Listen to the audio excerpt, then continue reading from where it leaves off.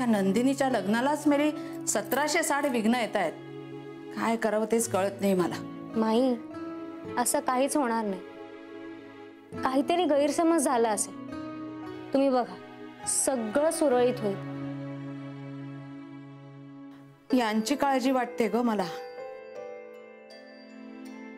म्हणजे यांच्या हातून असं कधीच झालं नाहीये.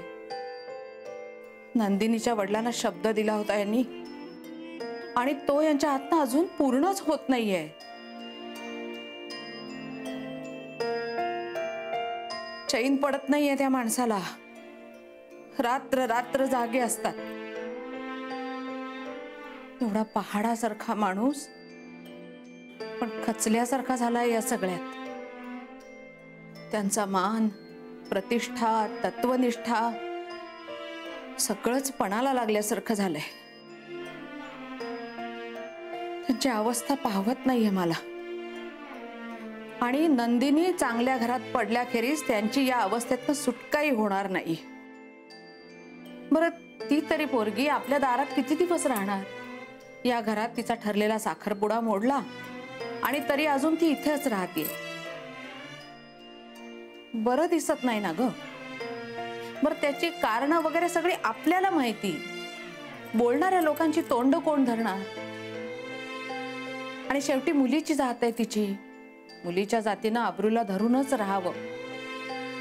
या दडपणामुळेच यांचा जीव वरखाली होतोय. त्या मुलीच्या आयुष्याचं नुकसान केल्याचं पातक यांच्या माथी नको यायला.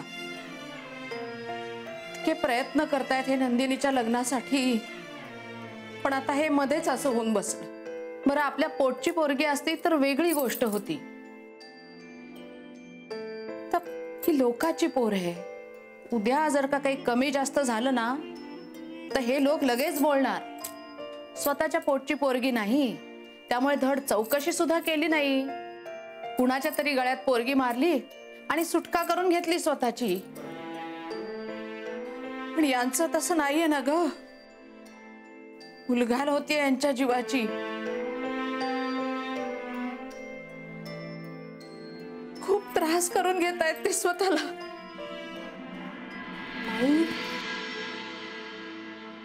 माई, तुम्ही काळजी नका करू. नंदिनीचं आहे ना, सगळं नीट होईल बघ. आम्ही आहोत ना तुमच्या सोबत. माई, आपण सगळे मिळून प्रयत्न करू. तू नको एवढी काळजी करूस. होईल अगं तिचं लग्न. मला यांची काळजी वाटते ग.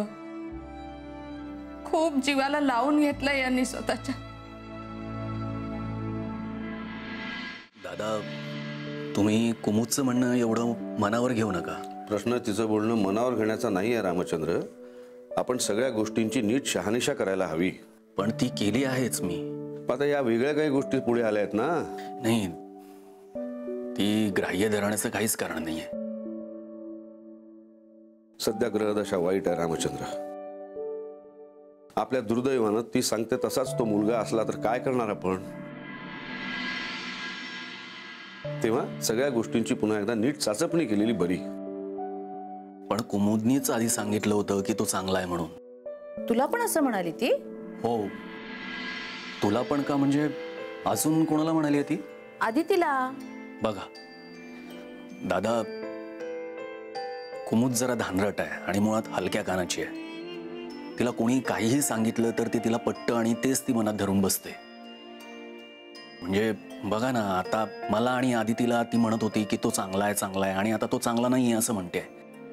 आपण किती विश्वास ठेवायचा ना यावर? तुम्ही म्हणताय ते सगळं खरं असलं रामचंद्र, तरी आता मला विषयाची परीक्षा घ्यायची नाहीये.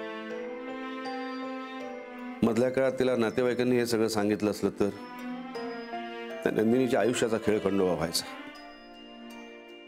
आता हे परत सगळं सहन करण्याची तिची आणि माझी मनाची तयारी नाहीये, आणि ती आपल्याला काही जड झालेली नाहीये. बरं, तिला दुसरा कोणी मुलगा मिळूच शकत नाही असंही नाहीये. तेव्हा बाकीचे सगळे म्हणतायत ते खरं मानून पुढच्या गोष्टी ठरवून टाकण्याची घिसाडघाई आपण नको करूया. पण मुलगा खरंच चांगला आहे दादा. ते मी अमान्य करत नाहीये रामचंद्र. फक्त आता कुमुदने जे काही सांगितलंय त्याची शहानिशा करूया आणि मग पुढचे निर्णय घेऊया, एवढंच माझं म्हणणं आहे. ठीक आहे दादा, तुम्ही म्हणाल तसं. मी चौकशी करतो. येतो. हरिओम हरिओम.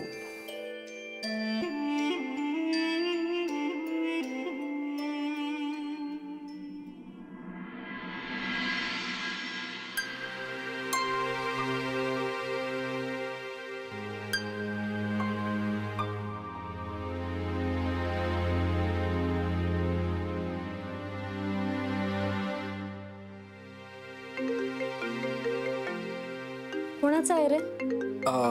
आजीचा आहे. आजीचा आहे? अगो हो, हळू. हॅलो. हा आजी. अगं झोप मोड नाही ना केली मी तुझी. नाही ग, पण तू एवढ्या रात्रीची जागी कशी काय? अगं तुझा बाप बसला होता ना माझ्या उशाशी. का? अगं आजारी नाहीये का मी, म्हणजे त्याला तसं वाटतंय ना. विचारा ग, बघ त्याचं तुझ्यावर किती प्रेम आहे ते. हो, ते आहेच ग, पण तुझ्यावर जरा जास्तच आहे. ते आहेच. बरं काय ग, तू सांगून टाक ना त्याला आता की मला बरं वाटतंय वगैरे. नाही सांगू शकणार. का? अगं हे नाटक मला करत राहावं लागणार आहे. म्हणजे? म्हणजे काय, मी जरा जरी बरी झाले ना तरी हा निघेल लगेच. कुठे? तुझ्याकडे यायला. माझ्याकडे? का? अगं मागच्या वेळेस मी आजारी पडले म्हणून त्याचं राहिलं ना, पण डोक्यात ना कुठे गेलंय त्याच्या. उर्मी, मला जरा जरी बरं वाटलं ना तरी हे नवरा बायको निघतायत असं दिसतंय. आणि हो,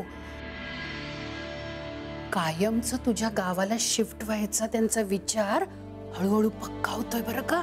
बापरे. आजी तू प्लीज अजून काही दिवस आजारीच राहा. ते मी करेन ग बाळा, पण अगं माझ्या आजारपणाला मर्यादा आहेत ना.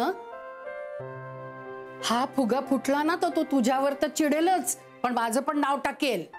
नाही नाही आजी, असं काही नाही होणार. हा हे उर्मी, तुझ्यापेक्षा जास्त ओळखते मी तुझ्या बापाला. अगं आजी, पण बाबा तसं. अगं तू त्याच्या पोटी जन्माला आलीस, पण मी त्याला जन्म दिलाय ना. आजी बरं ऐक जरा, आता फार ताणू नकोस. जे काय तुला करायचं ते ना लवकर संपव बरं का. त्याला फार थांबवणं आता मला शक्य नाहीये. आणि अगं मला ना आता कधीतरी बरं व्हावंच लागेल, नाही तर तो मला मोठ्या डॉक्टरकडे घेऊन जाईल आणि मग सगळं बिंग फुटेल बघ. नाही, मला कळतंय. मी करते काहीतरी. तू नको काळजी करूस. तुला फार दिवस असं काही सांगावं लागणार नाही. अगं बाळा, मी माझ्यासाठी नाही म्हणत, मला माझी काळजी नाहीये. हा दत्त म्हणून उभा राहील तुझ्या दारात आणि मग सगळं अवघड होईल बघ. मला कळतंय ग, म्हणून म्हणते लवकर कर जे करायचंय ते.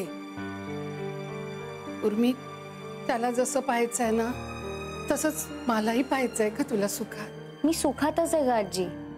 मला ना फक्त हा फक्त आहे ना बाळा, तो लवकरात लवकर काढून टाक तुझ्या आयुष्यातून. हो आजी. ठेवू का ग आता मी? ठेव, आणि मी करते तुला नंतर. हा नक्की. बाय.